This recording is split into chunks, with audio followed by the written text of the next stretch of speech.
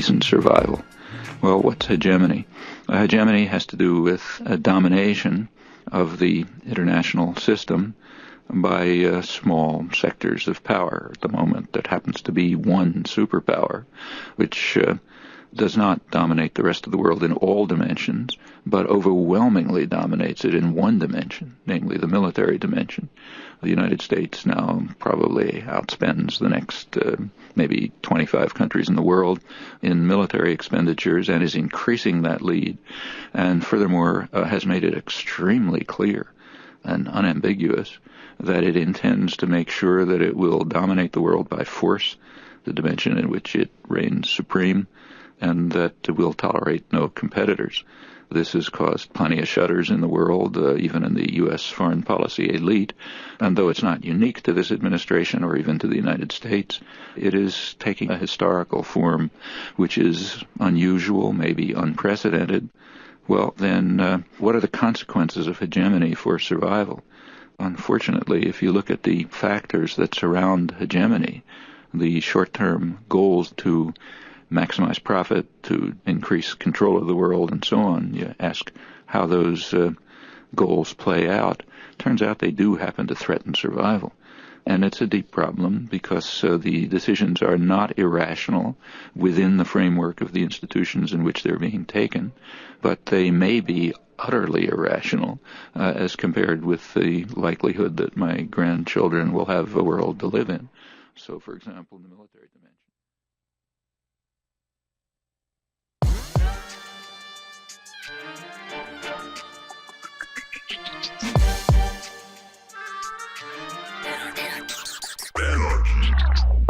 Welcome to the Michael Brooks Show. I'm Michael Brooks. We're broadcasting from downtown Brooklyn, USA, where we always say Lou La Livre, with super producer Matt Leck. Yo. Chief economist David Griscom. How's it going? Each and every one of you, all members of the team, everybody who makes this show possible. On this week's program, we're talking with Heidi Sloan, very exciting candidate. She's running in Texas in the... What district is she running Texas in? 25. The Texas 25th. A member of the DSA, pushing for a radical, ecological, and egalitarian program in Congress. We're talking about with her, about Texas socialism. Then, Saagar Enjeti, my buddy from The Hill, Rising. We just had, about an hour ago, a friendly debate on China that really elucidated the differences between a nationalist and socialist worldview. Fascinating conversation and disagreement, which helps shed light on a lot of modern political terrain. You'll enjoy that. We have a shout out, Jagameet Singh. He's keeping it real on the trail in Canada. Lenin Moreno, the sellout president of Ecuador, he might be gone in a matter of hours because of a people's uprising there. Great results in Portugal for the center left. We'll break those down. Why are we abandoning the Kurds yet again? The long history of U.S. betrayal and Rojava, and the right way to approach that strategically. And the post-game, Ellen DeGeneres, bad. Not good for you, very bad. Of course, we have a gem. We have this incredible crowdsourced ad for Bernie Sanders. What this fight is really about. Some throwback clips for the great Alexander Cockburn, helping you understand how our world works and how all of us can be merry warriors, happy fighters. Few did it better than him. All that and much, much more on this week's Michael Brooks Show. But first, let's talk about hegemony and Gramsci. Why is it that in our time, really across the 20th century, there hasn't been a systemic working class uprising? Why is it that so many institutions replicate power and mirror dominant narratives, including on the left? Look at so many of the narratives that you see embraced by neoliberals and even some that identify on the left, as an example about the quote-unquote white working class. Of course, categorically understand and are very clear about what the Trump and Republican base is in terms of toxic, grotesque identity politics. But that isn't the only thing going on. Narratives like J.D. Vance's are a far more sort of broad, damning, and culturalist condemnation of entire classes and geographies of people, including many whom are apolitical and some of whom may have left politics. Both in both senses, I should say. Left politics, as in the kind of politics we identify with, or left politics, because of absolute hopelessness.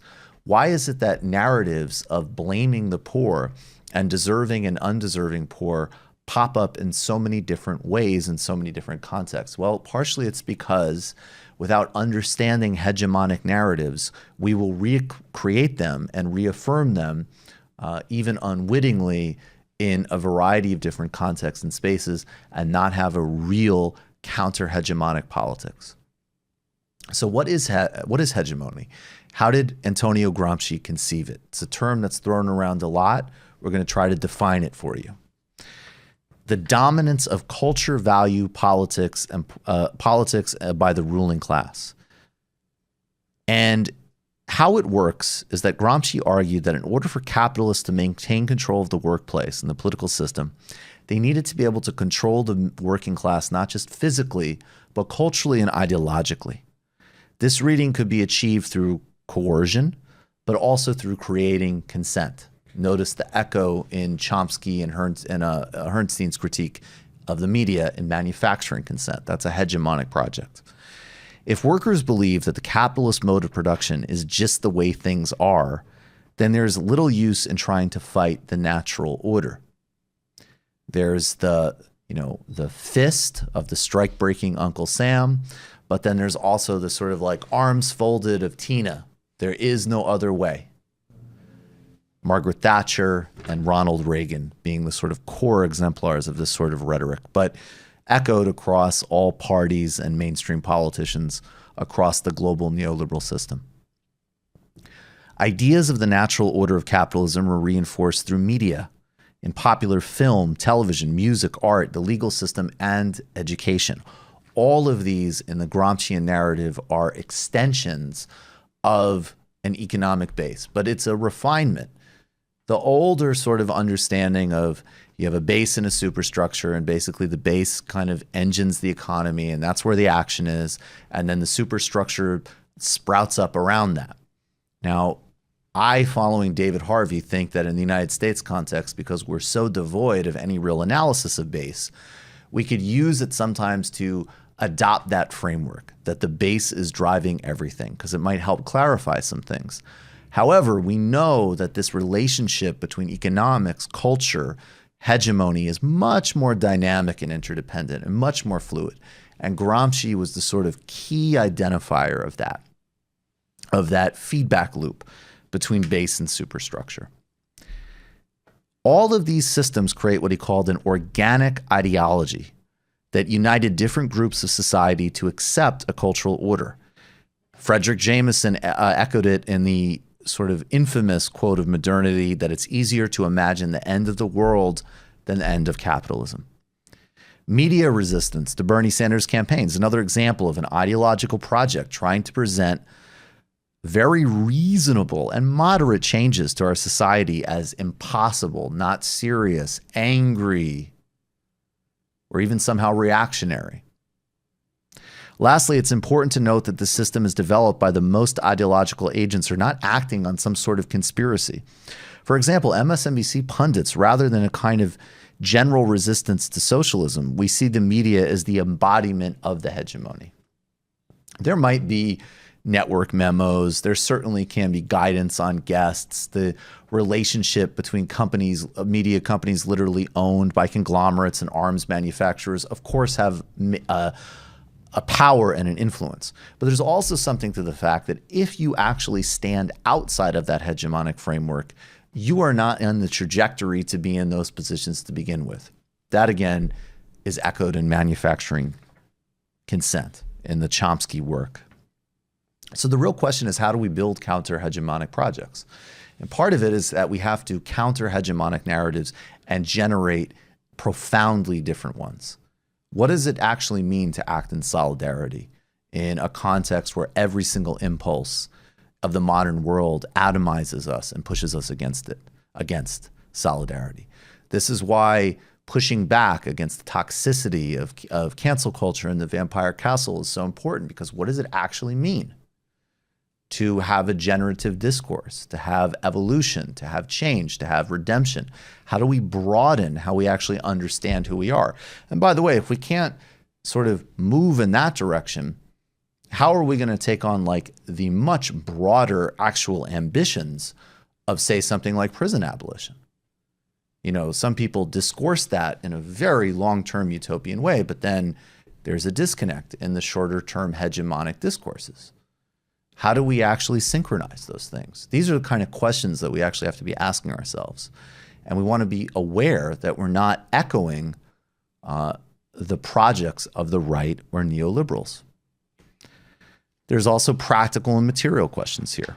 The future is not set. Money is not permanent. A self-aware left can challenge not only the political and economic domination, but also the cultural domination by creating alternative institutions and challenging the power in already existing ones. The working class can create our own intellectuals and cultural figures that challenge the hegemonic terrain of the ruling class and the narrative that the current order is natural. Look at that incredible crowdsourced ad on the reality of Bernie on the campaign trail versus the grotesque, disgusting, and petty discourse about him and his supporters in mainstream media and on the cable networks. The expansion and creation of new political and cultural institutions that are anti-capitalist is encouraging this development, and we need to be wary that they do not fall into the trap of reproducing capitalist hegemony itself. It's a base and superstructure process. I would argue that in the broadest sense of the word, it's actually a spiritual process. And it's an interdependent, multivariable one. But we need to understand what terrain we're fighting in and how to genuinely reproduce different things. Do you guys have anything you want to add to that? Well, I just wanted to give a quick example to sort of hit on like what the idea of hegemony is. I don't know if you guys are familiar with the televangelist Joel Osteen. Sure. He's like, and he promotes this idea called the gospel of prosperity. And it basically gives an excuse for the fact that he makes $50 million a year and gets to fly around on a private jet. But that's a really great... In a lot of tax exempt way, right? Yeah. But, and that's the whole thing as well. But, taking something like Christianity that has so many different variants and then seeing the form that it's taking in American culture, primarily in the Protestant South, where you do have such large wealth inequality amongst people. And then you take, theology and you try to warp it in a way that sort of gives an excuse for the current social order. And he gives like Christian style power of positive thinking stuff. Oh, absolutely. That you can transcend your material circumstances by like a visualization. Yeah, and God rewards you materially for your, for your righteousness, which is the most, important thing. So that's the hegemonic mirroring of the social Darwinist order. Yeah, exactly. So, under capitalism, we see how this sort of affects the way that we take a religion that's, 2,000 years old and how it can affect it. So for us to be able to build counter-hegemonic institutions is certainly important that we're able to recognize that, all of these cultural fields, right, are up for grabs and that we have to battle for them instead of just thinking that everything is just, politics, like winning elections particularly, or, building, some kind of like socialist political organizations within our communities. It's also recognizing that, our activities, our cultural activities, the music we listen to, all of those are part of reproducing a certain ideology and actually doing the work that, like the really difficult work, but the important work of actually challenging narratives that sort of, reproduce, capitalism as a natural order within our communities and different cultures that we're a part of. Yeah, and then you see like the Joel Osteens of DC, which is basically the American Enterprise Institute and all of those people. Like they'd get together and decide how to make these look impressive to people with college degrees. Right, but it's the same story. It's the same narrative structure. You really should look to try to find, again, J.D. Vance's book about rednecks is the same narrative structure as Charles Murray's Falling Behind, is graphed on to the bell curve, which in addition to being a profoundly racist tract, is a naturalization of class hierarchy. That's actually the smuggled argument in. And then they flip in between. Are we saying that when we're racializing it, they love to go in the IQ, the IQ trash and try to do the skull measurement 17th century stuff? Or is it the Moynihan report for actually lower class white or people of color? Oh, their culture's so bad. And then you notice that as the just utter gutting of America expands from the periphery, right? That when you catch hell from capitalism, people in the peripheries always catch it first. People of color, inner cities, and then like deep in Appalachia. And then these things expand out, and all of a sudden you have a much broader experience of serious instability and poverty. And so that might correlate with addiction, divorce, because you know what? When people are stressed out of their minds and totally deprived, that affects what's happening in their lives. And then what do we have to do? Then, of course, it's the next discourse of blaming and policing the poor. And, you can see, though, in some liberal discourse, this is the fine line of recognizing very true things versus grafting on a liberal version of the same 90s discourses just put onto a different set of targets. We need to be genuinely counter-hegemonic and build a bottom-up socialist enterprise that delivers for everyone, period. All right, folks, time for the shout-out. Shout-out, shout-out, shout-out. My brain is still in recovery. This is one we I basically out. rediscovered. From Sean Nervous, I think? Still in recovery mode. Shout-out, shout-out. From taking in so many high-level important ideas. Shout-out, shout-out. From taking in so many high-level important ideas. The dial of ideas. I like talking about ideas. High-level. The exchange of ideas. Shout-out, High level. Still in recovery mode. Looking forward to sharing more ideas.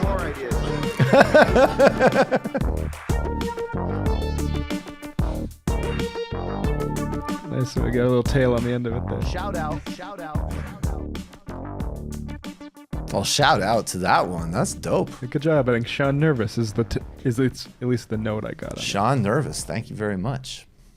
Folks, there's an election in Canada. If I was voting there, I believe I would be voting for the NDP. And this is part of the reason why. Talk about the contrast between the pseudo-woke discourse of Justin Trudeau, who would occasionally remove the nail polish from his face to talk about the rights of indigenous people, while not delivering a single goddamn thing to indigenous people in this country. Jagameet Singh is out campaigning, and here he's talking about a proposal to clean up drinking water, which is poisoned and unsafe for people to drink. Talk about echoing the racial and economic disparities in the United States here. And he gets a very revealing question, which he has a very sharp answer to. The PBU has made it very clear that it's not been a priority because they haven't put up enough funding to get it done. We will get it done because we believe it's a priority, and we will put the money in place to make sure it happens. Michael Couture with Global National. Further to Kevin's point, are you just writing a blank check for all problems for all indigenous communities across the country once you get into office? So if Toronto had a drinking water problem, if Montreal had a drinking water problem, would you be asking the same question? It's a lot of money, is what I'm saying. And people will look at it and go, how much money are we going to spend on all this? And how are you going to find that money? That's a genuine question. Would you be asking this question if Vancouver did not have clean drinking water? Would you be asking this question if Edmonton did not have clean drinking water? No, you wouldn't. And that's what I'm saying. Why is it that we ask the question about whether or not indigenous people should have clean drinking water? We got to take a minute and think, why is that even a question? Yes, they deserve clean drinking water. Yes, we can make it happen. It's a matter of priority, and I'm going to do it. Perfect. I mean, I don't have anything to add to that. That's a perfect shout out. And notice the sneaky disingenuity of the questioner, the reporter. He made, look, a question about money in the context of cleaning up people's drinking water is wrong in and of itself, and certainly a replicator of hegemonic narratives. But that isn't the question he asked. He said specifically, aren't we just writing a blank check to these indigenous people? And then he spun to the generic pablum of, well, it's a lot of money. It was a Mott and Bailey fallacy. Indeed. What is a Mott and Bailey fallacy? Where the Mott is like the field that you can play around in, and like right-wingers, edgelords like to, when they're safe from criticism, they like to make their more extreme claims. And then when challenged on them, you retreat to the Bailey, which is, I guess, the medieval castle, to like, no, I'm just saying there's like the I see. Right. I'm just saying it's a lot of money. Yeah.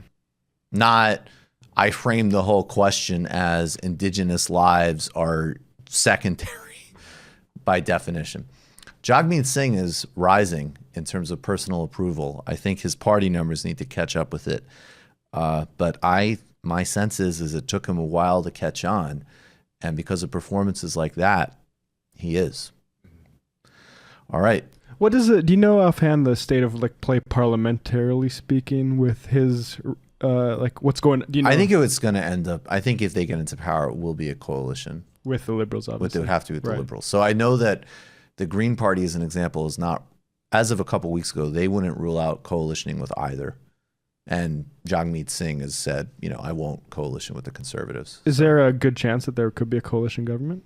I don't know enough. Okay. We got to follow it more and look at Christo Avelisis, and who we had on a couple weeks ago, and David Dole, and then and Andre Demise. Demise, yeah. Demise. Why do I always do that? Andre is actually also Andre, who's been a guest for Illicit Histories and will be a guest on the main show soon. Has a really good Twitch channel, actually. He also appeared on a Ghetto News Network. And appeared on Ghetto News Network. So shout out to him, and definitely follow him on Twitter for all many things, but including really astute coverage of the Canadian election.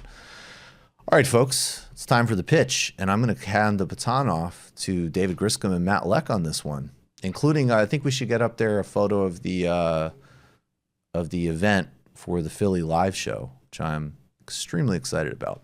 But why should everybody become a patron? Guys, we can hit 3,000 patrons this month. As of the show I just checked, we're at 2,821.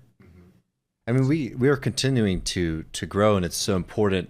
I'm sure those of us the folks who've been with the show from the beginning, who've been supporting us, can just see the quality and the depth of the content that we're able to do. The amount of work that we're all able to put into the show has expanded dramatically, and we have a lot more plans to grow out. But just right now, I mean, we're just giving, like 3 to 4 to 1 content on the main show. We have the Illicit Histories. We have the post game, which is a whole extra show immediately after this. Yeah, that's a full show. That's a full morning zoo / global brief show. We have on Mondays, we have our reading groups where I've been putting together some really interesting readings that go through all of left history and a little bit sometimes of literature and philosophy as well. We're putting together these video illicit histories. And, the video products, too, that we've been able to put together because of this extra funding that we're having have really been able to bring to life a lot of different complicated ideas from all around. Definitely, if you can, support us on patreon.com/TMBS, patreon.com/TMBS. Do it now. Also, do you want to put up the... Yeah, Matt, talk about the Philly live show. Well, I've been enjoying the live shows. Is this up on screen? Because, the first few live shows we did for both Majority Report and Michael Brooks show here at the Bell House, I enjoyed them, and they were very exciting. But I would say I approached the social component of those with trepidation. Large crowds and focus of strangers is not something I typically seek out. But yes, over the course of the last few shows in Chicago and LA, particularly, I look forward to that pre-show and post-show. Talking with the locals, and I'm looking forward to see what Philadelphia crowd is like, because there's just such a different vibe between cities. And, I think people. I noticed a lot of people talking to other fans of the show. It's an interesting little networking hub too. So come out and drink beers with us. At least Griscom and I will drink beforehand. November 23rd, World Cafe. Special guests: Crystal Ball, Emma Vigeland, and Artesia Balthrop, who, of course, everybody knows from this show. She'll be back on again soon. She's one of my best friends and an amazing, amazing talent. We're really excited to see you in Philly. All right, we're going to take a brief break, and we'll be right back with Heidi Sloan, She's running for Congress in Texas on a DSA platform. Welcome back to the Michael Brooks Show. Joining us now is Heidi Sloan. She is running for Congress in Texas's 25th district. She's challenging Republican incumbent and former used car salesman Roger Williams. Heidi Sloan, thanks so much for being here. Well, thanks for having me. I'm really glad to join you. I mean, I gotta say, used car salesman. All right. It's almost too perfect, right? It really is. I couldn't have I guess if you scripted it, it would be like, all right, that's too obvious. Come on.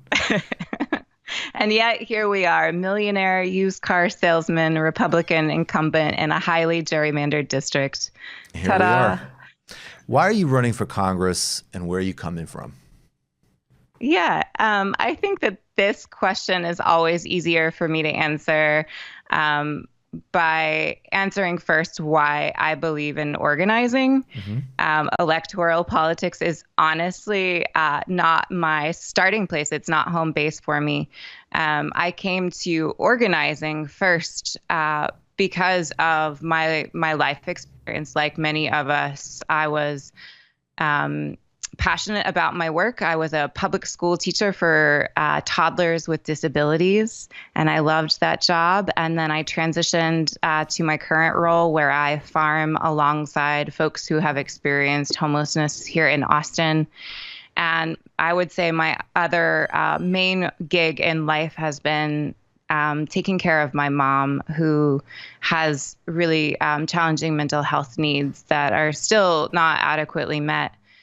And I am one of those people who I will pour myself into something and take it as far as I can. And in every one of those spaces, I found myself trying to do what was right and trying to look out for the people that I cared about and just hitting a wall, just realizing how ineffective doing that work on my own up against the structural forces that were holding us all back was. And honestly, in 2016, that whole election cycle really reinforcing for me that one person acting or voting in isolation, not talking about this, not bringing power to the center of the conversation isn't an effective strategy. And so I started organizing. And I would say that work, organizing in Texas for paid sick days, for Medicare for all,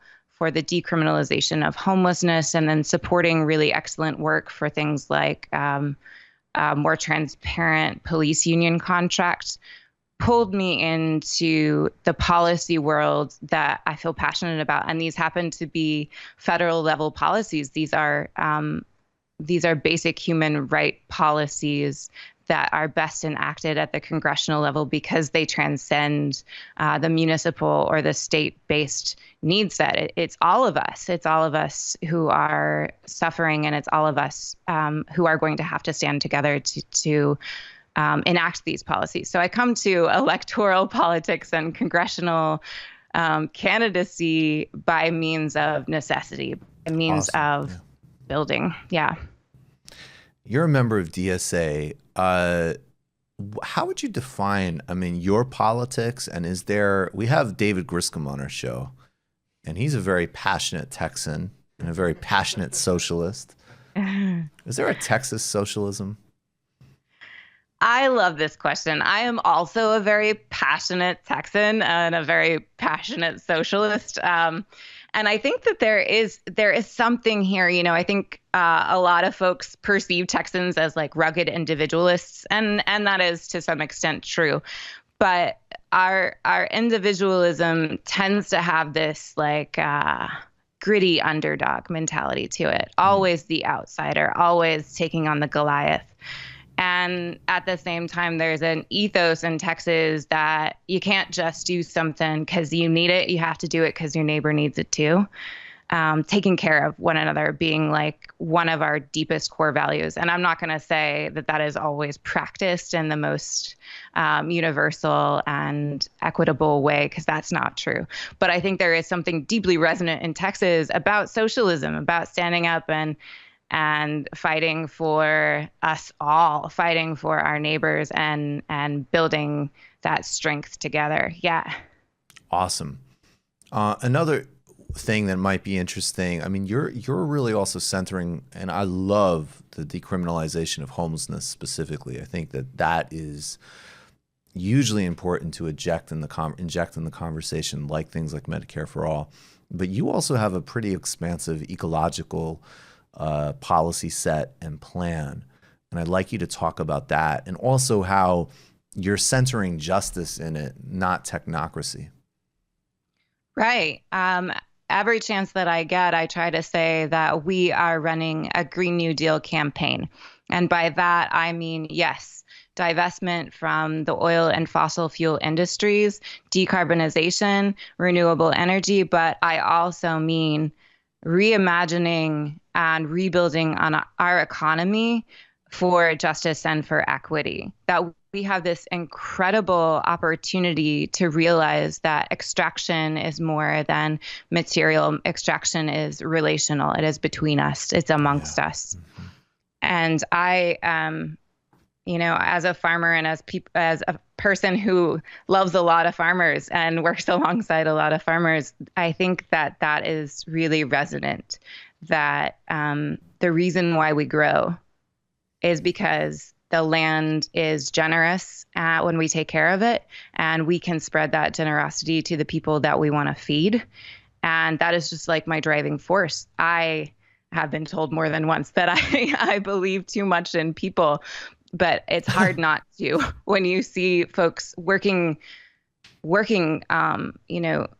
themselves so hard for something that that isn't just benefiting them, that isn't at all selfish, that is community building. It's farmers and it's the building trades that bring me back to the reality that we can build a world that works for all of us, that we've done it once before for the owners, and that we absolutely are capable of doing it again. Did Roger Williams tell you that you believe in people too much? Is that his official campaign slogan, or where are you hearing that? It wasn't Roger Williams, but it was another elected official. Okay, that's revealing. in the decriminalization of homelessness conversation, that I was advocating for holistic policy of being transparent, that actually even just housing doesn't solve homelessness, that homelessness needs healthcare, and homelessness demands, things like fair wages for jobs, and homelessness demands education systems that are more equitable. And that I think if we explain that to people, they will find their sense of solidarity with people who have been impacted by those intersecting problematic systems and find themselves then experiencing homelessness. And when we can understand homelessness is an outcome of a spectrum that we all exist on, then we can build solidarity and stand together. And that was kind of the shutdown point for that particular person. That was the you believe in people too much point of the conversation. Mm-hmm. I think that's so important, because I think even being on the verge of it, or even having it as a real possibility in your life, is a form of psychological terrorism. So it affects so much more than even people that are directly experiencing the worst of it, which is in fact homelessness, obviously. I have a final question for you, but before we get there, I mean, what has the response been, both in terms of the amount of kind of grassroots support you've been able to assemble and the reaction that you're getting from the local Republican and Democratic establishments, let's say? Yeah, I will tell you what I always use as a metric and policy work that I do, and that is the doors that I knock. And those conversations, I would say 99% of them are deeply empathetic, are seeking justice, and are understanding that it is not the fault of people experiencing that level of poverty, that they are in that condition and they don't need to be criminalized for it. grassroots organizing around this has been fascinating because I see it as this highly intersectional issue, but it has really taken cultivating that experience for others. But once we're on that track, once we can say that, the folks that you care about are threatened by this as well, whether you're a tenant organizer or you're a union organizer or you're a criminal justice advocate, this is your fight.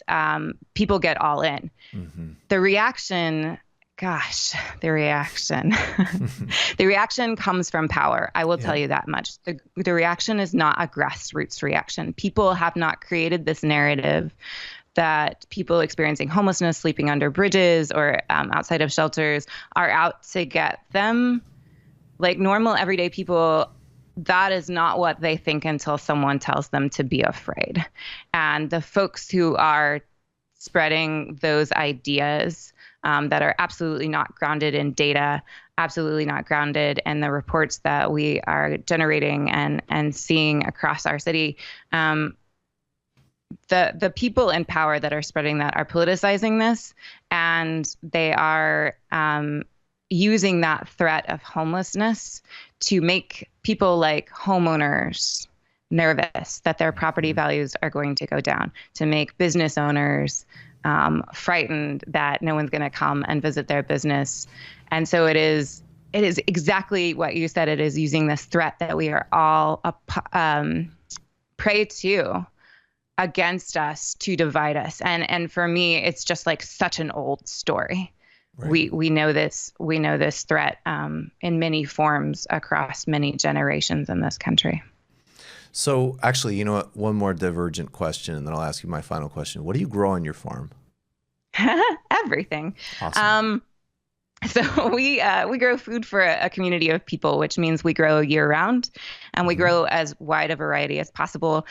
We have chickens that lay eggs and dairy goats and honeybees. And then we have vegetable gardens and a couple hundred fruit trees. And the folks that work the garden alongside of me are the folks who also live in the community and whose neighbors are the people they care about and build a relationship with. So they get to see the fruits of their hands and the fruits of their labor go exactly where they want it to. Awesome.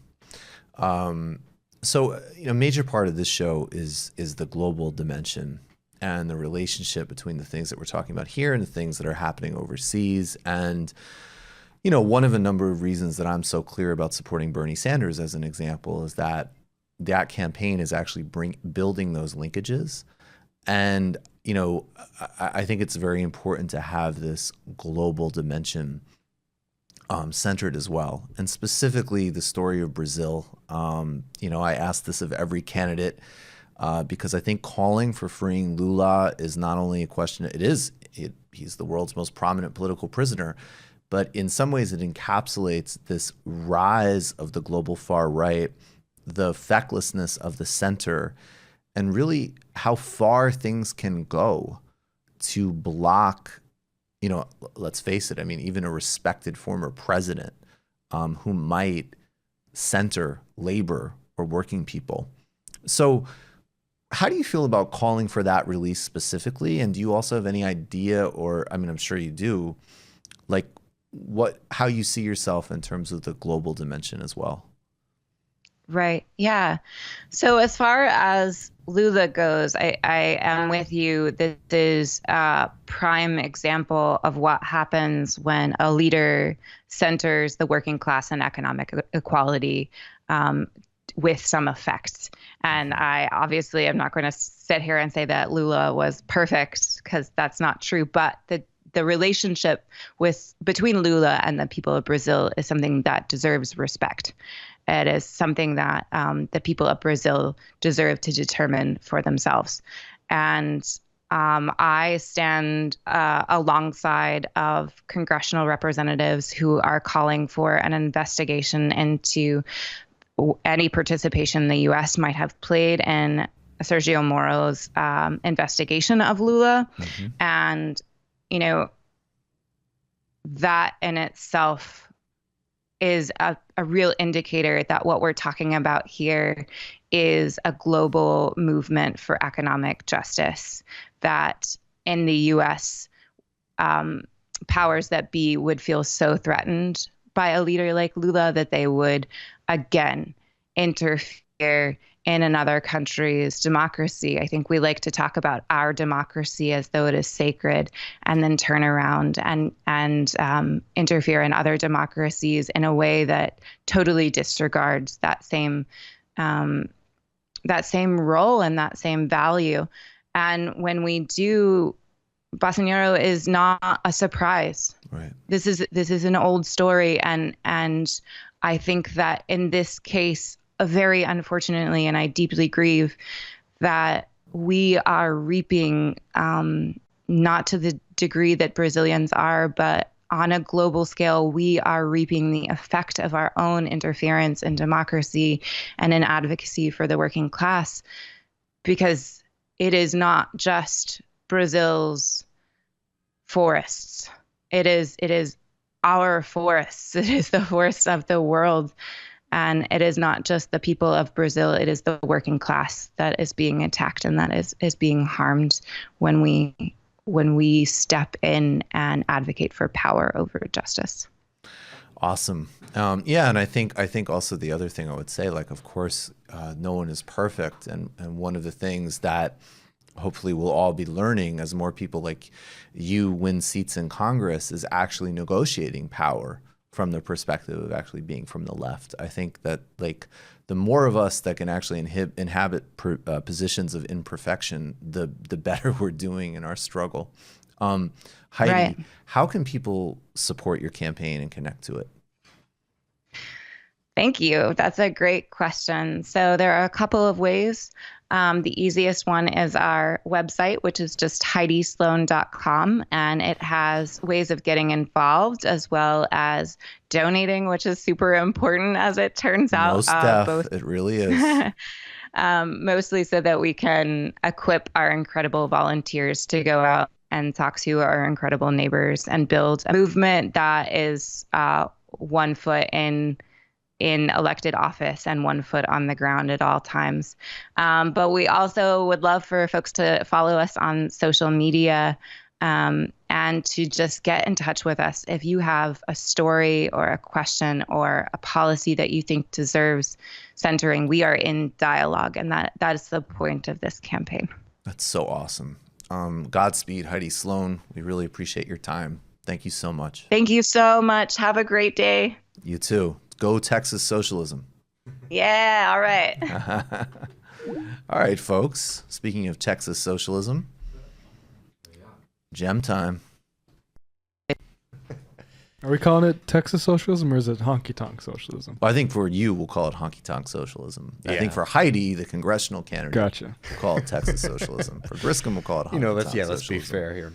Also, I'm trying to build that, get rid of borders.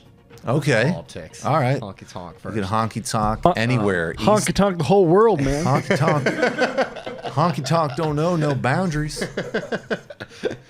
Oh Lord in heaven, how am I going to bring honky tonk to Hong Kong? I think he wants more. I think he wants honky tonk in Beijing. Oh yeah. More. I'd be down for that. I would be down for that too, actually. Live show Beijing. Oh hell yeah, let's do it. That will test a lot of our hypotheses very quickly. Yeah, anyway, I was going to say, you might leave a little bit less optimistic. Oh, let's sorry. All right.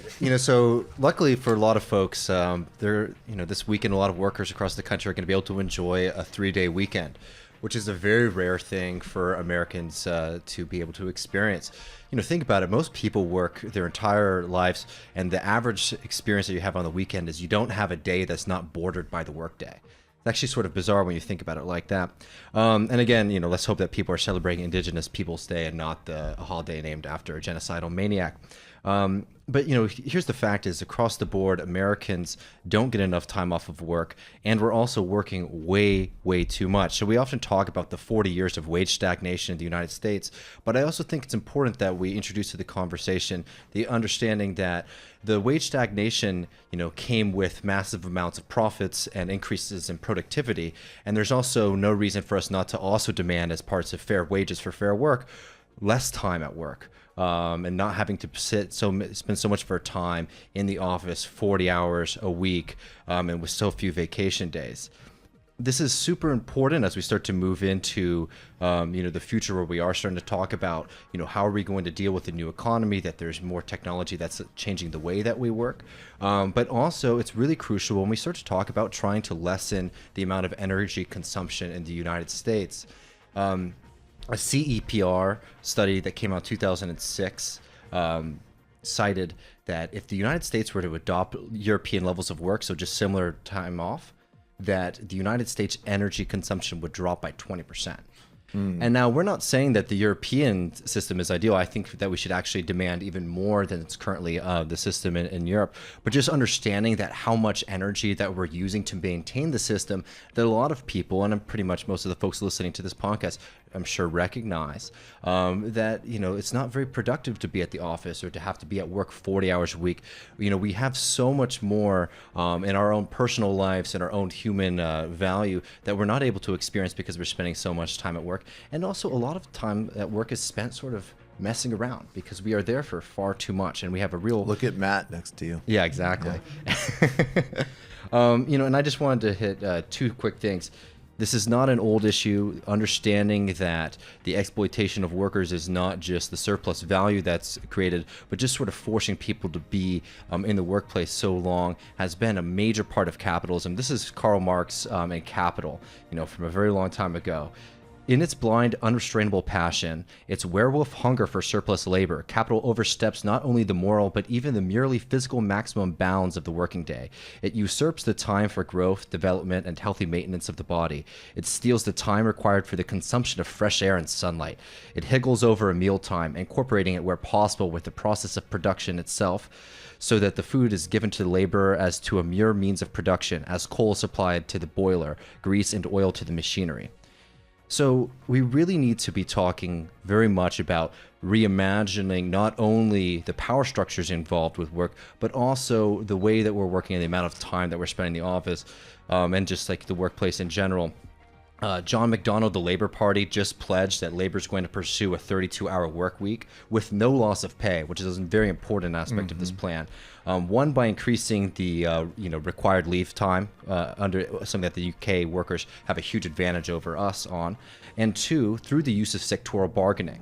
Now, in the United States, we can achieve this goal through boosting and expanding the union movement and by supporting Bernie Sanders' workplace democracy plan, which specifically includes sectoral bargaining and includes an important aspect of that is negotiating the amount of average work time for American workers. So that means more vacation times, paternity leave, maternity leave, personal time, and just significantly more holidays and significantly reduced working day.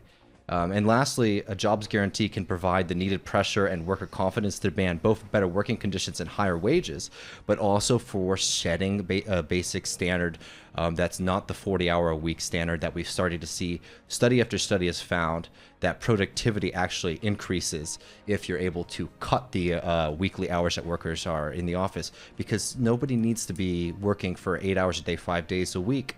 It's just really is not a way that our bodies are designed. It's not how we socialize. It's not how we think.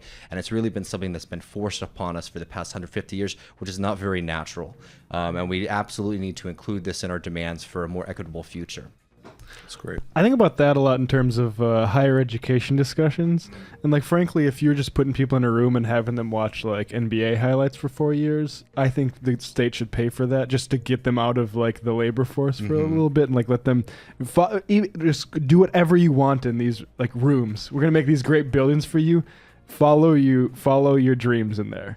Like, it doesn't matter what the payback is, like in terms of like, can you profit a business owner on your way out? Yeah. Like, it's just good to like have people not have to worry about working. Like, I worked part-time jobs throughout college, and people shouldn't have to work when you're still trying to learn. Oh, I mean, it was same thing here, and it was devastating. And Matt and I, just to plug Literary Hangover, we did talk about this a lot when we were talking about the Oscar Wilde essay, "The Soul of Man Under Socialism," where reductions in the working day is a huge part of his philosophy, because it really is such a serious hamper on the human condition to just always be basically machines in a system. And again, a system that doesn't work for us, and a system that if we continue to support and be cogs in, is polluting and destroying the earth. 100%. There's a book that came out in the 1980s called Time Politics, which suggested that this is going to be another frame of how to understand the workplace battle. And I think that is an important frame. Isn't there also a Justin Timberlake movie based on this? That was when it really clicked for me. It was the Justin Timberlake movie. Guys, we recorded this a couple hours ago. Saagar Enjeti is a friend of mine. He's a co-host on The Hill with Crystal Ball. Crystal, of course, is on the show frequently. And I should say next week, we're going to be doing Wednesday instead of Tuesday because there's a debate. Wednesday, Crystal Ball is going to call in. We're going to do a segment with her. And then Ryan Grimm is going to be the in-studio guest. I'm very excited about this. That will be a very primary-heavy show. I also regularly go on The Hill. I was just on the other day talking about Joe Biden rising, which a lot of people have been really digging. And it's a great show. And Saagar is the conservative co-host. So this is the first time that we've sort of done this on the show. This is a little bit of a debate. It's a discussion. Firing line. It's firing line. No, Saagar's a friend. I think these differences are interesting. You know, one of the reasons that I get kind of burned out and bored is I prefer sports in terms of watching conflict, and I don't find, sort of two people kind of madly sort of Googling things on each other to be particularly interesting. But I think a foundational worldview, distinctions and differences that are pretty relevant right now, especially if you accept the premise that I do, that I think even if a normal Democrat defeats Trump, I still think that the neoliberal order is at its seams and not going to be restored. And I do think that increasingly you will see a debate that centers on the axes of this conversation. So check it out. I really enjoyed it. We'll do more with Saagar, and here it is. Welcome back to the Michael Brooks Show. Joining us now is maybe actually the first conservative to be on this program, Saagar Enjeti. He's the co-host, the conservative co-host of Rising on the Hill. Of course, we've had Crystal Ball on before. You could see me on that great show. Saagar, thanks for breaking new ground with us. How you doing? Oh, well, I'm so honored to be here, Michael. Thank you. No, it's a real pleasure talking to you, and I think that there's value in, at the very least, non-traditional political disagreements, if that makes sense. Mm-hmm. Absolutely. And, I think before we get to some areas maybe of tension, I think we could start maybe at a meeting point, which is Joe Biden is trash. And I'd like you to talk about your reaction to Joe Biden, and honestly, maybe even beyond that, what. I'll tell a quick self-aggrandizing story real quick. Oh, please. I have a good friend who is a Republican political strategist. And I told him in the beginning of 2015 or so, I said, dude, Jeb Bush is not going to happen. And he gave me whatever, communist podcaster, what do you know about the Republican electorate? I was like, I don't know, but I know that that's not going to happen, homie. And in the same vein, as a conservative, but somebody who I think does have an anti-corporate streak, what's your sort of read of the Democratic candidates, and what kind of advice would you be giving them? So that's kind of a two-parter. Thoughts on Joe Biden, broader advice on the field. Well, so, Michael, the interesting part, let's start from that little anecdote, is that I think socialists and nationalists both have a similar diagnosis of the problem, which is concentrated corporate control that doesn't necessarily care about the American worker. I think it has very, very legitimate concerns about the distribution of wealth, about the class. And really what the differences come down to are about how to address that fundamental question about redistribution and about what is the ultimate goal of the society. Now, what the neoliberals, on the other hand, don't actually agree with us on is that any of that is a problem, is that the declining wages of the American worker is a problem, that so much of our trade policy and others seems to be built for the benefit of others rather than for ourselves. They don't think that these are issues. So I think that's why you were able to call it from the Republican side. And I think that's why I can pretty confidently say that Joe Biden would not be a good president of the United States. And so when I look at somebody like Biden, I just look at so much of the emptiness behind so much of what he's proposing. And it really does. I talk about this on the show all the time, which is it's basically a one-legged stool, which is his entire candidacy is predicated on the single idea that he could beat Trump by swinging over the people who Trump won in 2016, and that he was Obama's vice president. We're not supposed to really ask any fundamental questions about whether he's changed his politics from the 1970s and the 1980s. And it really is that 1970s, 1980s consensus, which is what Joe Biden represents, and it's what Donald Trump and so much of what the new right, and I think that the progressive left understands, cannot be the solution. And it's funny because Joe Biden and Jeb Bush may be members of different parties, but very much in the way that you and I or Crystal and I might share the diagnosis of what the problem is, they very much share what the consensus view. So on tax policy, it's really not that radically different about how far they are apart. On trade policy, they're almost exactly the same. The fundamental questions of how our society should be ordered are things that they actually agree upon. And so that's something that, from the right is what I can diagnose about why Biden is bad and why I think he'd be a bad president. And I think, I from a self-interested perspective, I'd like to see him nominated.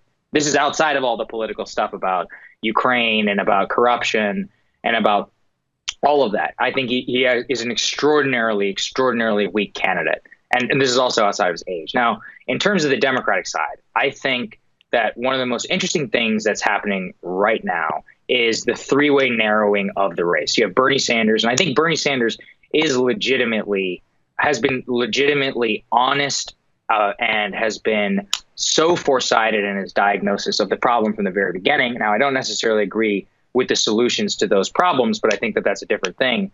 The real question I think Democrats are going to have to answer is not really the Biden question. It's really the Elizabeth Warren question, because this is somebody who appears to be splitting the difference whenever it comes to pretty important shibboleths, is how I would call them, for people who are on the left. And this is something Crystal has really opened my eyes upon.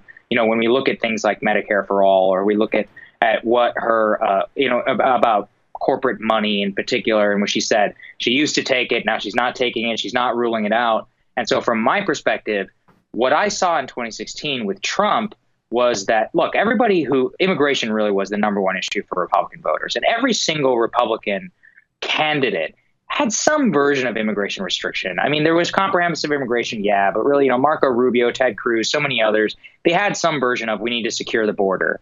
But nobody actually trusted them in order to actually carry that out. Mm-hmm. And so if the number one voting issue for the Democratic side is healthcare, which is what much of the polling data indicates, then the candidates need to trust that whoever they were to put into the White House will actually do what they say.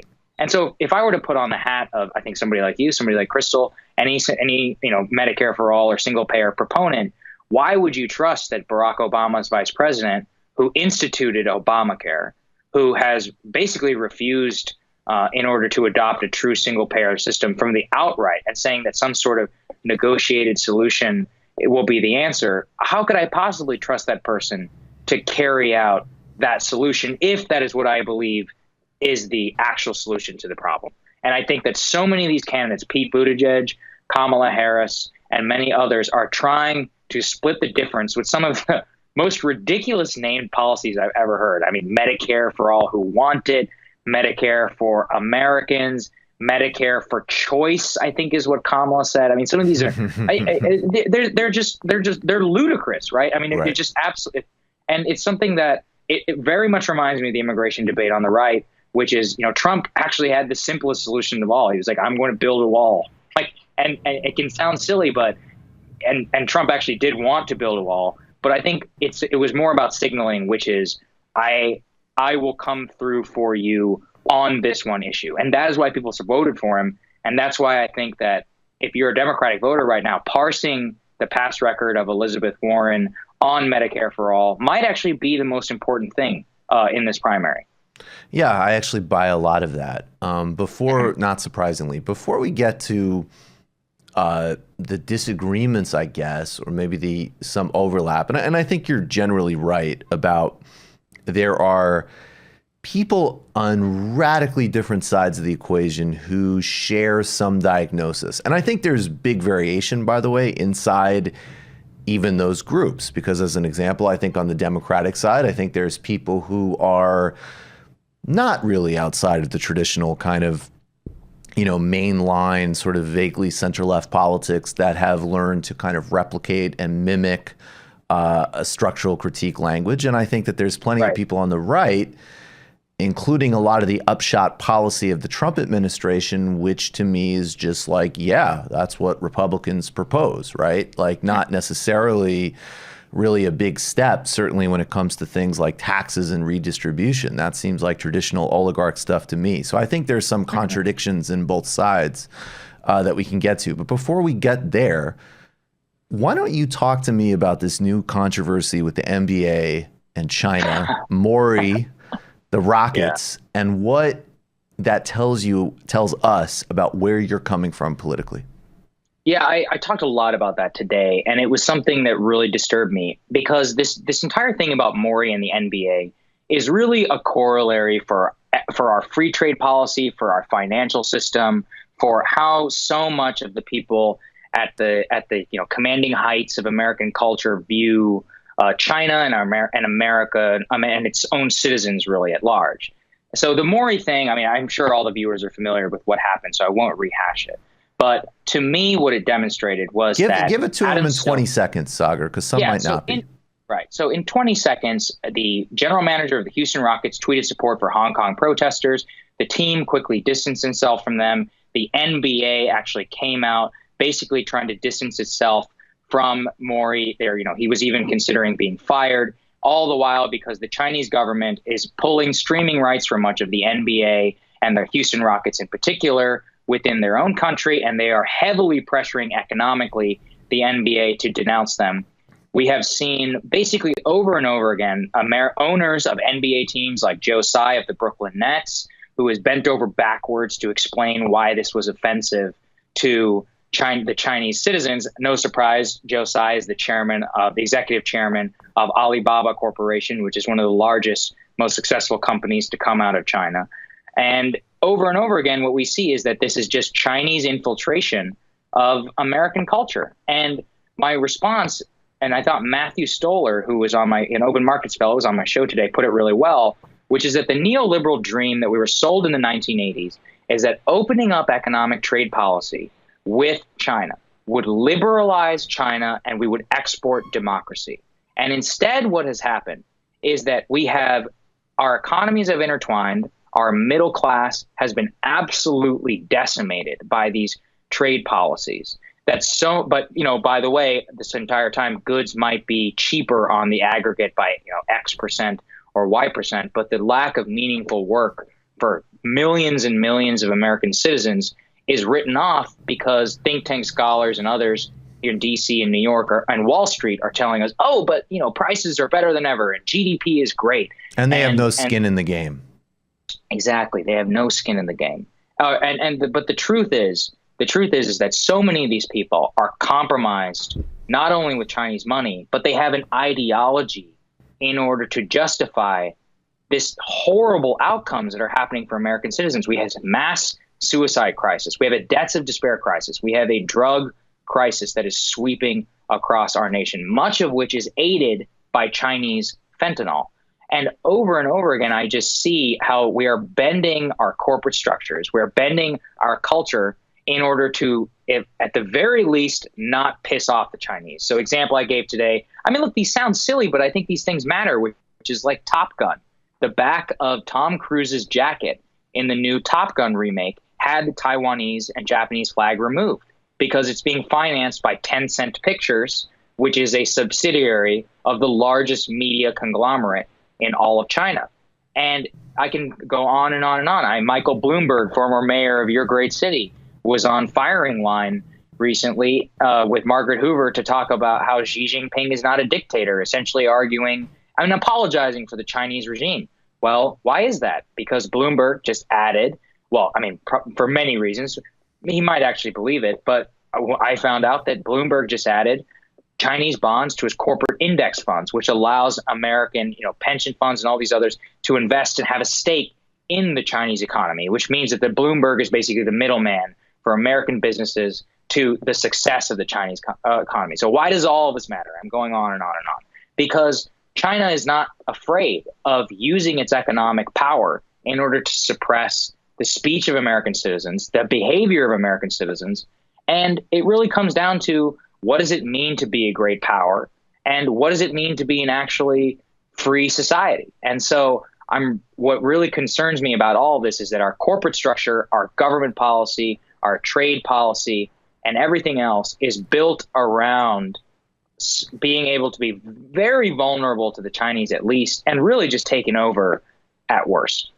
So, this is a great point, I think, to kind of delineate the differences in worldview and where we have overlap. So the diagnosis of these trade bills and what they've done to hollow out the industrial base of this country, and the fact that there are endless numbers of people who will tell you that, either the negative effects are exaggerated, or they're fine in the aggregate, or of course, you would trade destroying like a thriving downtown for the cheap prices of Walmart. I mean, not only do I agree with you, I think to the extent that politics can be objective, and I actually kind of shy away from that. I think that, politics is not science and math. It is a subjective affair. But to the extent that things can be objective, the evidence is overwhelming, right? In terms of the effect of these policies and just the sort of broader neoliberal consensus of the past several decades. Now, I think where there's a disagreement in terms of where we center the problem, it would be in sort of two ways. So one, I interpret people like Bloomberg. I think that there is a self-interest for sure. I mean, that goes without saying. But I also think that there is a huge amount of overlap, in fact, between corporate elites in this country and a real interest in certain aspects of the Chinese and Singaporean systems. And to me, I think that reflects an international capital class that is pretty allergic to democracy. And in fact, I would actually say that they're allergic to the positive aspects of the Chinese system. China has actually done a huge amount to pump money into redistributive policies. They've lifted a significant amount of their population out of poverty. They've had a very protectionist industrial policy in some areas, which I think that's a good call on their part. And I think the third point that I would say as a framing issue is when I look at the tension between China and the United States, and I certainly think, look, there's an enormous amount of hypocrisy in the corporate and elite approach to China because, it sort of goes from, kind of like, hey, China will be the world's sweatshop, and eventually they'll mimic and adopt us. And now all of a sudden, on one hand, we'll excuse and not talk about anything in China, including something very serious, like what's happening to the Uyghurs, which is a profoundly real issue. But then on the other hand, all of a sudden we're going to accuse China of they're the prime problem in terms of climate change. They're the prime problems in terms of intellectual property theft. And, again, I think, let's be real. I have no doubt that the United States and Silicon Valley and our intelligence services do quite similar things in terms of a kind of aggressive international approach. I mean, the Snowden revelations alone show us that. So when I look at that, and I think in a way that I actually don't necessarily think is utopian, because I think that there are some, the potential of open communication and peer-to-peer networks, is people at least taking on the framework of, a worker that's getting screwed in China in some respects is in the same boat as a worker that's getting screwed in the Midwest, in the sense that there is a shared relationship between elites in China and elites in the United States that want to break labor unions, that want to keep wages low, that want to keep standards down.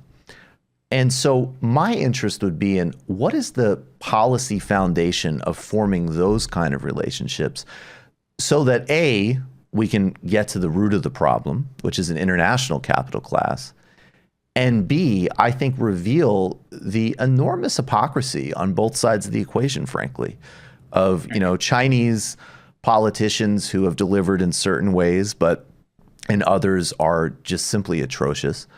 And an American capital class that, exactly as you say, and the spin has changed overnight. Michael Bloomberg 10 years ago, I'm sure, would have told you that with increased trade, China will get democratic. Now, all of a sudden, no, it's great. Exactly. Because they don't care about democratic openness or labor power or environmental policies. So I know I just threw you a lot, but, you did. What's your thinking on that?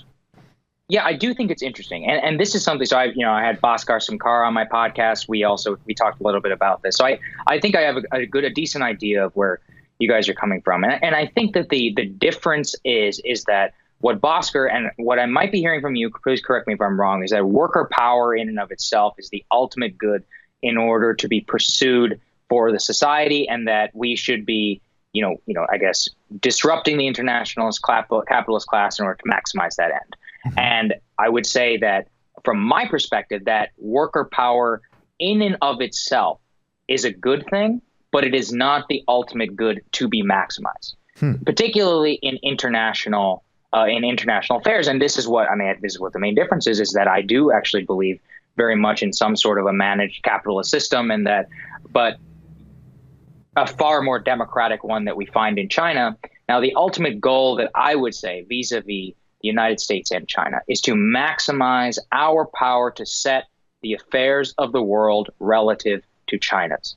So the reason why I'm saying this is that I believe a Chinese world order, or at least a contested world order, in which America does not have a blue water navy, in which America does not set the rules and of the international financial system, is on the aggregate going to be much worse for the average citizen of the world, simply because we see the way that China conducts itself with other relations. It's very much more like, I'm sure, from you and many other people of my friends on the left, which is they think, America is a truly imperialist and a horrible power. And I think there's some truth, some of those critiques, but broadly, I would say is that an America that leads the international world order is far better off both for the world and for the security and safety of our own citizens than one that is led by China. So I think that I'm sorry. Please. Sorry, my bad. Go ahead, finish your thought.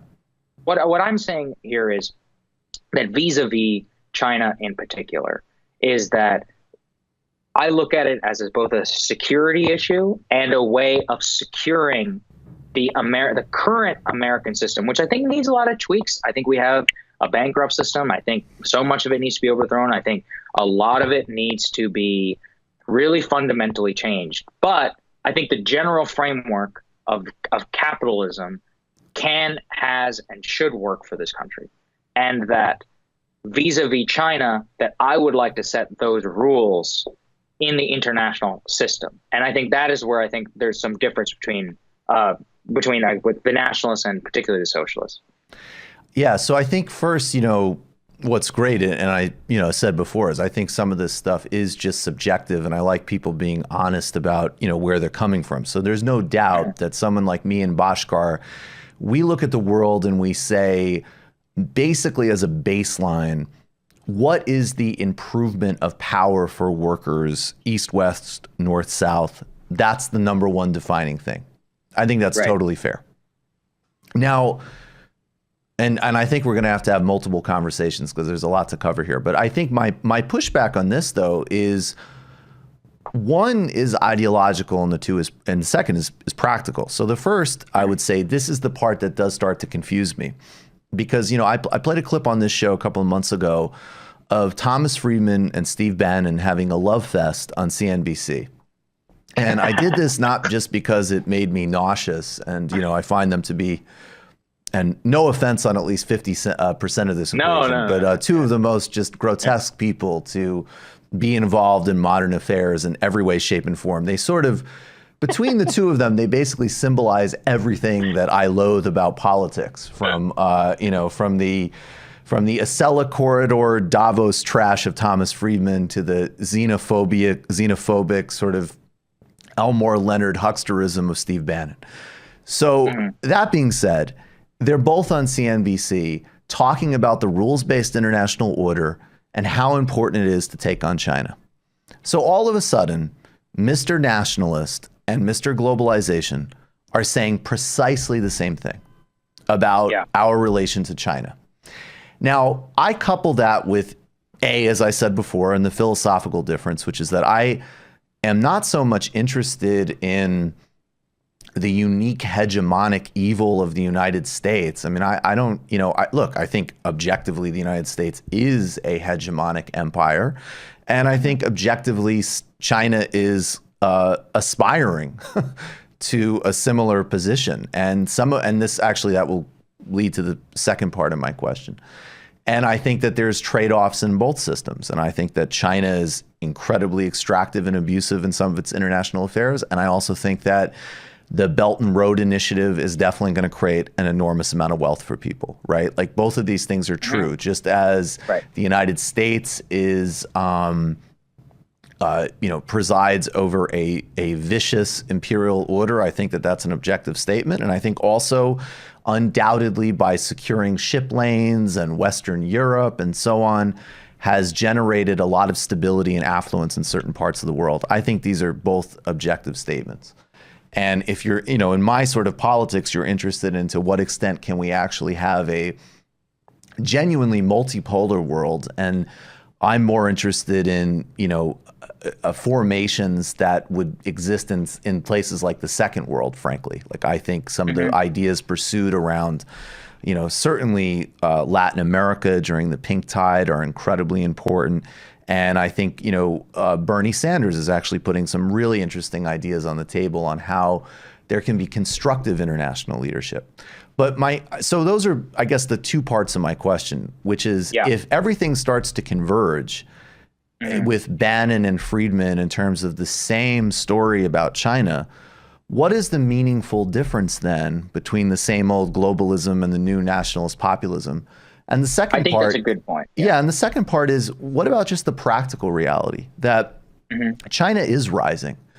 And you can have whatever opinion on that you want. I have an opinion that pisses, by the way, everybody off, because I have, I did a video on the multi-imperialisms in Africa, the United States, France, and China. And some people are pissed off, how dare you? The Chinese are partners for Africa's future. Okay, sure, whatever. Bullshit. Right. But at the same time, I think China having more power does produce some very good things in certain areas, some terrible things in others. And also, most importantly, and weirdly for me to say, is an objective fact. It's velocity.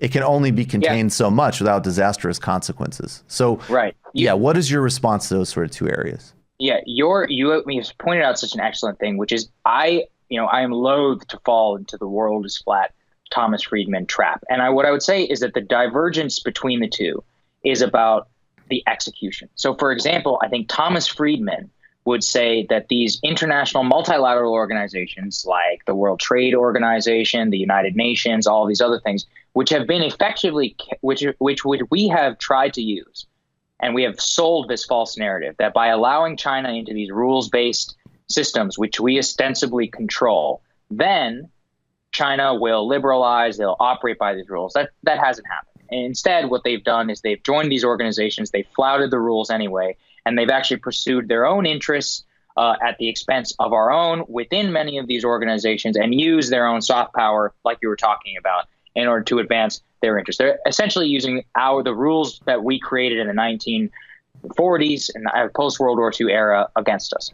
So what Bannon, and I think that I am also talking about, is a much harder-nosed rules-based international order, which is why you see tariffs. I'm very supportive of tariffs, which is why that you would see an increased pushback against that Chinese expansion that I'll talk about in the practical part of the question there, which is that establishing a rules-based international order from a Thomas Friedman point of view would be relying on these fundamentally weak, benign, and uncourageous states in Europe, which have long sold. Like if we're talking about Chinese infiltration of our economic system, they are long gone.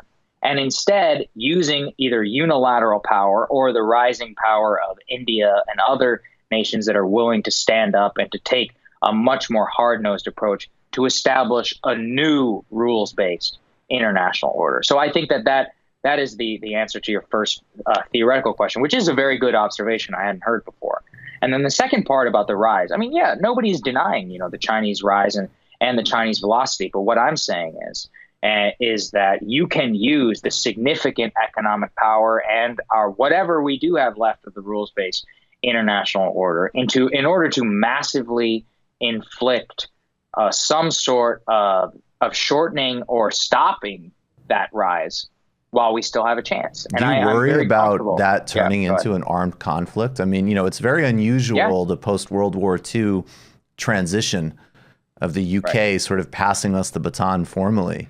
I absolutely do. I think about the Japanese example quite a bit, which is that Japan attacked the United States in 1941 because we were doing very much exactly what we were trying to do here. I would posit for a number of economic and other reasons that probably isn't likely to happen. But I also do think that at this current moment, I mean, we don't have another. What I would say is we don't actually have another choice if we want to keep some semblance of our way of life as the preeminent power on the world stage. And I think it's interesting because I would posit that is a good thing. I don't want to live in a multipolar world. I do think that we would live in a much worse off globe if China were to have the traditional amount of power in Asia that it's had for the last couple of centuries. I mean, the South Koreans and the Japanese are very advanced democracies and societies, which would tell you exactly the same thing because they were subjugated for quite a long time. So I think that from that perspective, I would posit that the velocity is real. I'm not acknowledging it. I think that we enable them. Nobody is more responsible for the growth of China than United States politicians and our financial class and our corporate class. And I blame them and the bipartisan consensus much more than I give credit to Deng Xiaoping and others who enabled much of this. And to your first part, I really do think it's about the fundamental differences in the rules-based international order, which is, I bet you Thomas Friedman would say we need to partner with somebody like Germany, whereas I would say, Germany needs to basically be told to show up or shut up. They are not reliable allies whatsoever in working with the United States. Many of these other European countries, which we might share a historical bond to, they don't actually have the stomach or the economic willpower or the military might to make much of this happen. And America really is the only country really left that is able to challenge that. And so how we would reset the rules-based international order is how I think a Steve Bannon and a Thomas Friedman and a Saagar Enjeti would also differ with Thomas Friedman. Yeah, we have to keep this conversation going. I mean, I think, Japan and South Korea would tell you that. I think people partnering on the Belt and Road, many of those stakeholders would disagree fundamentally because the other problem here is that China is able to go. I just want to make this quick point. I mean, China is able to also take advantage of just the enormous hypocrisy in the U.S. order, where we will go to Africa as an example and sign extraordinarily exploitive and extractive and abusive agreements, set up things like AFRICOM, and then also discourse on the importance of democracy and so on, even as we undermine it. And I think that there is a Chinese advantage in cutting the bullshit. And, in terms of let's just do business. Let's do business. I couldn't agree more with you. And I think that if the United States wants to be credible, there's actually a very powerful case for, once again, taking on our extractive industries and getting serious about labor power, even in a strategic sense that you're talking about. But final thing, Saagar, we'll talk more. I have one really quick question for you, but first you need to plug the Hill's new newsletter. Crystal reminded me that you need to plug this. That's right. We got a new newsletter, rising.substack.com, where you can find some extra content that Crystal and I put out. That's my practice pitch. So please make sure everybody goes and subscribes to that. And Michael is a great friend of the show. So we'll usually include his clips as some of the best of the week. So you're going to see even more of you, Michael, in that newsletter. So it'll be high quality, no doubt. And my final question, Saagar, is that when the Chinese acquire the Hill, do you have a pivot strategy? Well, I'll just do what you do, man. I've got a little studio that I've already had set up here. So I'll just do what you guys are doing. I'll just learn from what the progressive left has done so well on YouTube. Beautiful. I love it. I appreciate your time, man. Saagar, thanks so much. Thank you so much, Michael. Really appreciate it. That's actually a super cool answer to my joke last question. I think debates like that are cool. That to me is actually an interesting articulation of different worldviews. And I think there's value in that. All right, we're going to do a little bit of a... I think we have to say this. I have to say that my brain is still in recovery mode from taking in so many high-level important ideas.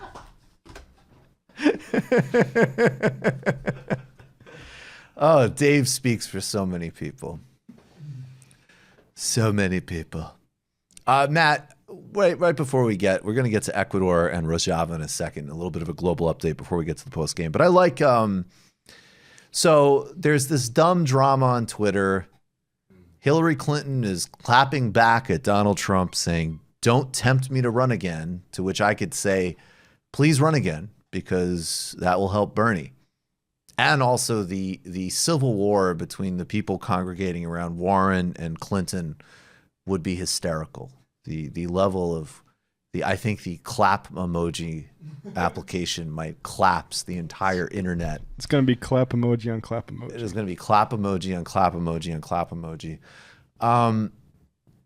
But you had a really good insight, though, about how Trump is being a mega cuck when he responds to Hillary Clinton. Yeah, anytime Trump doesn't bring up Jeffrey Epstein in relation to the Clintons, it means he's keeping his powder dry. Perhaps because he knows he's, implicated himself. I thought that, we were giving Trump a credit a couple months ago for being so demented, or maybe just having amnesia, that he was bringing up Jeffrey Epstein, even as there is literal video of him hanging out with Jeffrey Epstein, being like... Saying she's hot.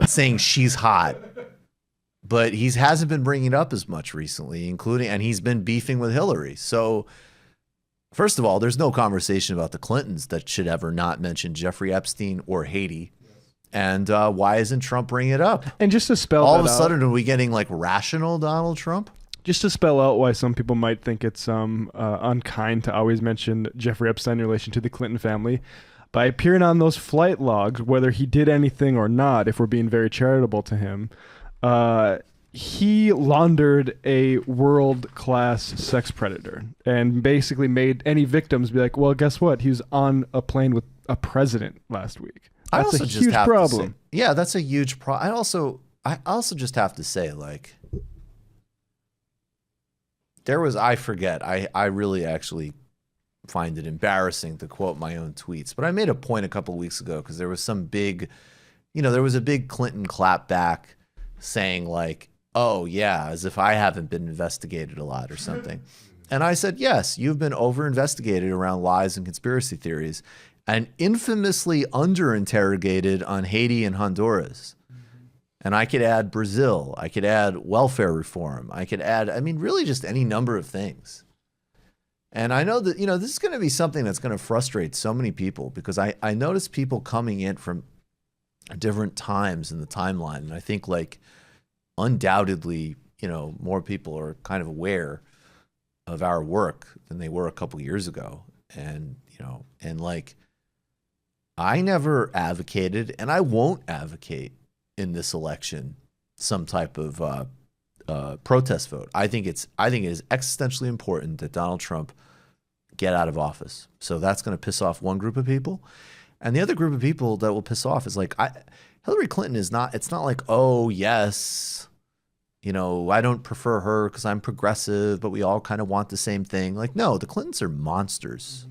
They're monsters. And the leadership of the Democratic Party, in the broadest sense of the word, from Joe Biden and all of these other people, are in the main disgusting. And even frankly, some of the rhetoric of them being ineffectual is wrong. They've been extremely effectual at making this a more unequal, more credit card driven, And actually, even before the woke rebrand, highly racialized country. I mean, look at the politics of race that was embraced by Bill Clinton and Joe Biden. Look at some of actually the rhetoric that was embraced by President Obama, in fact. So anyways, that being said, let's get to Ecuador. Let's play some of this footage. This is, I would recommend this is a good account. I follow Camila from Telesur here, and there's some video footage of basically a movement and an uprising that is led by indigenous people and labor unions in Ecuador right now.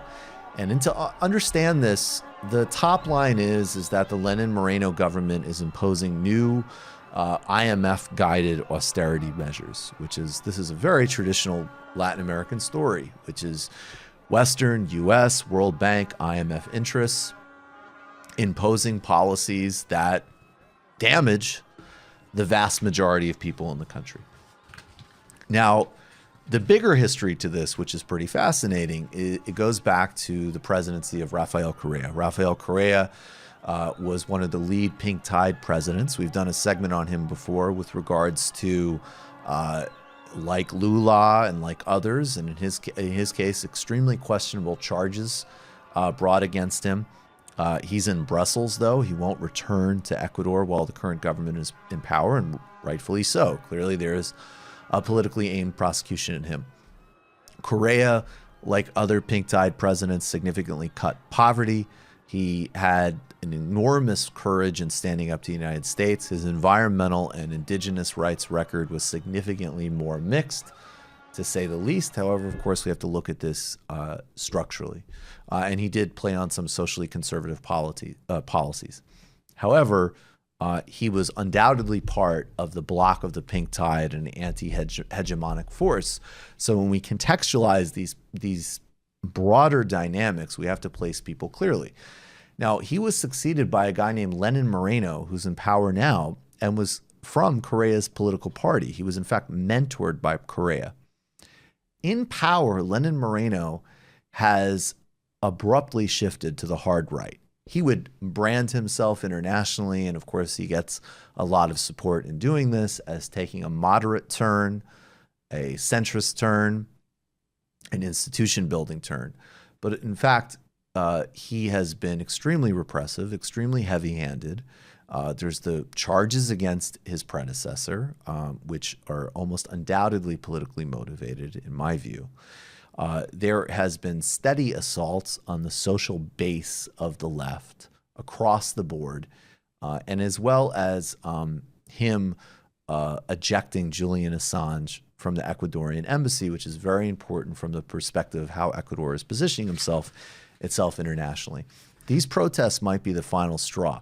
Lenin Moreno has actually moved his government from the capital Quito to another city, and appeared in a very ominous address with the military brass and blamed this coup on Maduro and Correa from abroad. And Correa rejected these things out of hand. I'm going to quote now from an article in DW, the website, the German website, German news website. On a Monday evening address from Guayaquil, Moreno pledged to stick to the subsidies decision. That's cutting fuel subsidies. That's the IMF policy that's been put in place on Ecuador. Moreno also accused his exiled predecessor, Rafael Correa, of trying to oust him with the help of Venezuela's Nicolas Maduro. Maduro and Correa have begun their destabilization plan, said Maduro, appearing together with his top military chiefs. Correa responded, telling reporters in Belgium, "They are liars. They say I'm so powerful that with an iPhone from Brussels, I could lead protests. People couldn't take it anymore. That's the reality." Now, I have no doubt that there's political maneuvers amongst all players here, and Rafael Correa is an incredibly savvy political player. But the reality is that something like this does not happen without an organic dissent. And all of the obvious ingredients for an organic dissent are there, which is that Lenin Moreno has followed a repressive neoliberal course, which is reversing the gains of its previous government, specifically with the rights of the poor people. And this slashing of fuel subsidy, this classic IMF extractive move, as well as being an errand boy of the military interests of the United States with a U.S.-backed resurgence far right across Latin America, is not sitting well with the Ecuadorian people. That is the fundamental reality right here. It's also quite significant that the power of indigenous people are at the center of this movement, so that if the Moreno government is forced to leave power, which we hope it will be, the next wave of the left will center indigenous sovereignty and rights in its ecological and rights program. That's what's happening in Ecuador. Now, I want to talk a little bit about what's happening in Rojava.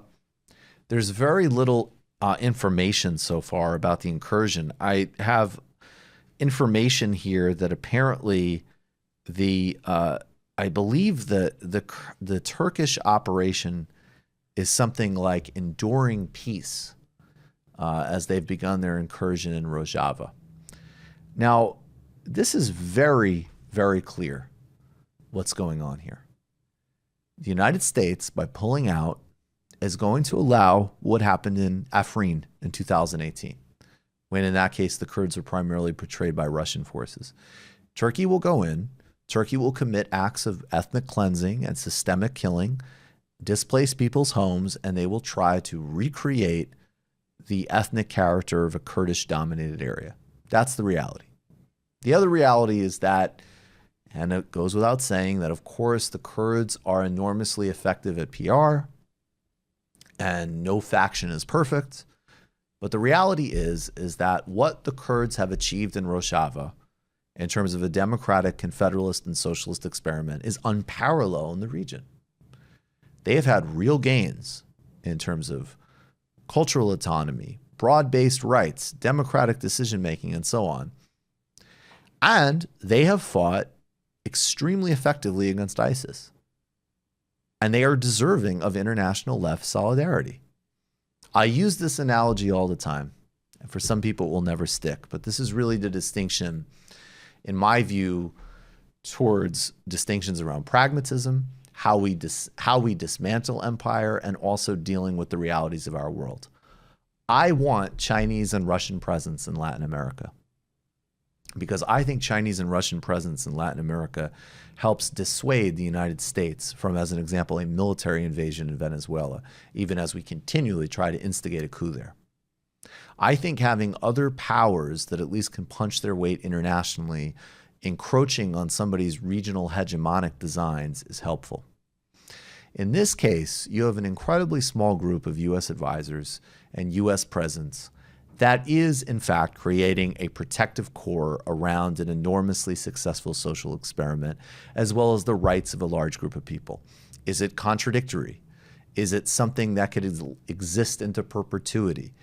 Are there enormous historical and political tensions inside the relationship of U.S. imperial projection and local socialist experiment? Of course.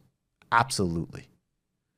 And I would say, though, to some people who tweet at me about these things, the next time you're complaining about the political calculations that the Kurds make with regards to the United States, I mean, I would have to ask you, I hope your caviar order gets there in time in between tweeting about it. These people are in a fight for their literal existential survival. And we have an opportunity to, in an enormously small way, be very clear about this. This is not invading Iraq to establish a Kurdish state or Kurdish autonomy in the north. This is not an active and ongoing ground force effort. This is a small piece of the imperial presence that has as a spillover effect the protection of this group of people. Now, are there alternatives? Does there need to be regional diplomacy with Iran? How did the Kurds relate to the Assad government? Assad, of course, is guilty of numerous war crimes. Anybody would deny that as being totally dishonest. And in going back to the 60s, and we can put this up on screen, Jean Bajalan and I have a piece in Jacobin today called The Annihilation of Rojava. We go back to the long efforts inside the Syrian government of trying to remake the ethnic character of this part of Syria. However, Politics is constantly changing. There's a constant shift in alliances. Do the Kurds negotiate an agreement with Assad? Assad might not be thrilled to have even more Turkish incursion in Syria, even as Turkey has supported jihadist elements fighting against Assad. What's the Russian role? What's the U.S. role? Is there an alternative in terms of diplomacy and survival for the Kurds? These are things we have to look at. But the fundamental reality is that an incredibly small presence was preventing ethnic cleansing and the destruction of a leftist experiment. Now, that's the way reality works. There's contradictions. There's inconsistencies. It's a very different example, but the Soviet Union absolutely had internal repression. I think anybody who would deny that is being delusional. They also had, overall, arguably a much better foreign policy from the perspective of supporting groups like the African National Congress than certainly the United States did. So there's a historical irony and contradiction that a U.S. empire is providing the security to stop an ethnic cleansing and to support a socialist experiment. And this isn't a projection in the future. This isn't a hegemonic project in the sense of this isn't Christopher Hitchens smuggling Trotskyite arguments to justify the mass murder and pillage of Iraq. This is as part of a huge mess of a multiplayer imperial game that involves the United States, the Saudis, the Emiratis, the Russians, the Iranians, the Assad government, all of whom are guilty of war crimes. One element of saying this ongoing small presence can prevent a greater imperial abuse, which is precisely what Turkey is doing. Turkey is going into a neighboring country to savage and ethnically cleanse a group of people and create a quote-unquote peace corridor that connects with its ongoing and long-standing vicious oppression of the Kurds. And Erdogan's shifting domestic political considerations as he more and more justifies his dictatorship, which we can call it that safely now, through a resurgence of really traditional Turkish nationalism. This is why the leaders of the democratic HDP Kurdish opposition, who presents an enormous promise in Middle Eastern politics, this is why they are political prisoners. This is why there was the mass murder in Afrin, and this is why there will be a huge incursion and mass murder in Rojava. And Donald Trump may well have done this to protect the Trump Tower in Istanbul. There's weapons deals at stake. And yes, is there some level of discomfort and disgust at having an overlap with Lindsey Graham or Mattis? Of course. But that can't determine all of your political calculations. And I would ask you, do you have some disgust with a backdoor deal with no planning, no strategy? I mean, a left president might come in and say, look, our goal is to get all military presence out of the Middle East. We can't be an empire anymore. What's the plan to protect you from the hegemonic imperial projections of Turkey? This is a conversation that happened over the phone. It's Trump. God knows what kind of disgusting deals are in play. Gone. We're going to go wage a ethnic cleansing. I don't think you should feel comfortable with that from a global solidarity perspective. And you can go to all the talking points, CIA, blah, blah, blah, blah, blah. But I've given you the reality. And there's hard things. It's hard. Sometimes there's really true hard trade-offs. I think that the U.S. military presence and U.S. projection in the world is the most or one of the most greatest existential threats to humanity structurally. And in this case, in this specific configuration, it can stop an ethnic cleansing and support a profoundly laudable experiment that everybody with any kind of liberatory politics should support. So, and we will cover this more. I think we'll have a separate standalone project with Jean Bajelon soon. Folks, become a patron today. That's how we do it. Loyal to no one but you. A truly global left. And conversations that span so many things. Patreon.com/TMBS. Come see us in Philly. Also want to just give a shout out to Lauren Ashcroft. I emceed an event for her in Astoria Sunday night. She's running for Congress against Carolyn Maloney, and she's another candidate who's bringing the goods. Look her up. If you haven't subscribed on YouTube yet, please do so now. We want to get to 100,000 subs. We hit 80,000. And we, of course, first and foremost, want to get to our first 3,000 on Patreon. Patreon.com/TMBS. Thanks to everybody who makes this show possible. We'll see you in the postgame.